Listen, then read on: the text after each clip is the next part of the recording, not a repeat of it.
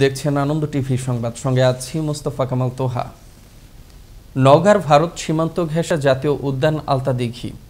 শীতের আগমনী বার্তা আসতে না আসতেই ধামইরহাট উপজেলার এই জাতীয় উদ্যানের আলতা দিঘিতে আসতে শুরু করেছে বিভিন্ন প্রজাতির অতিথি পাখি। আর প্রতিদিনই এই অতিথি পাখিদের মিলন মেলা দেখতে ভিড় বাড়ছে দর্শনার্থীদের। তবে শব্দ দূষণে অতিথি পাখির সংখ্যা কমে যাওয়ার আশঙ্কা প্রকৃতি প্রেমীদের। নওগাঁ থেকে কাজী কামাল হোসেনের প্রতিবেদনে থাকছে বিস্তারিত, জানাচ্ছেন আঞ্জাম খালেক।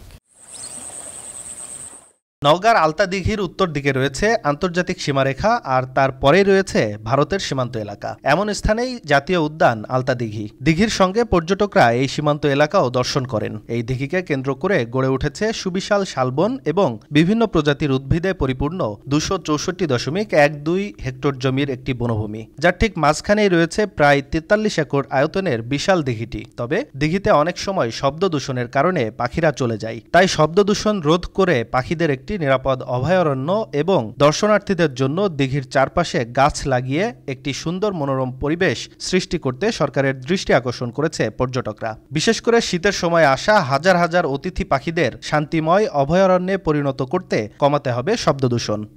পুকুরের মধ্যে পদ্ম ফুল এবং প্রাকৃতিক যে পাখিগুলো আওয়াজ খুব সৌন্দর্য লাগে আমাদেরকে, এবং এখানে যে বনগুলো আছে বনের ঐতিহ্য আমাদের খুব ভালো লাগে।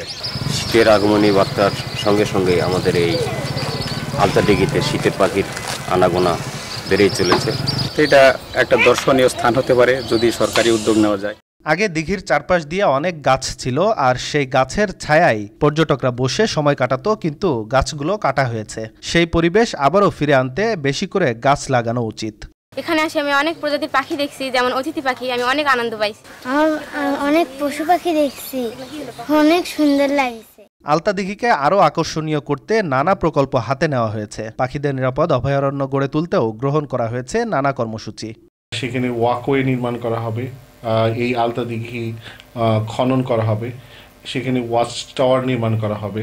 এই সকল কিছু যদি সুষ্ঠুভাবে বাস্তবায়িত হয় তাহলে পর্যটকরা দর্শন করতে পারবেন স্থানটি। পাখিরা যাতে নিরাপদে সেখানে থাকতে পারেন সেজন্য সেখানে বন বিভাগের পক্ষ থেকে প্রয়োজনীয় ব্যবস্থা রয়েছে। দ্রুত শব্দদূষণ বন্ধ করা সহ আধুনিক মানের পর্যটন কেন্দ্র গড়ে তুলে বিশ্ব দরবারে এই জাতীয় উদ্যানকে নতুনভাবে পরিচিত করার ক্ষেত্রে গৃহীত কর্মসূচিগুলোর দ্রুত বাস্তবায়ন চাই নওগাঁবাসী।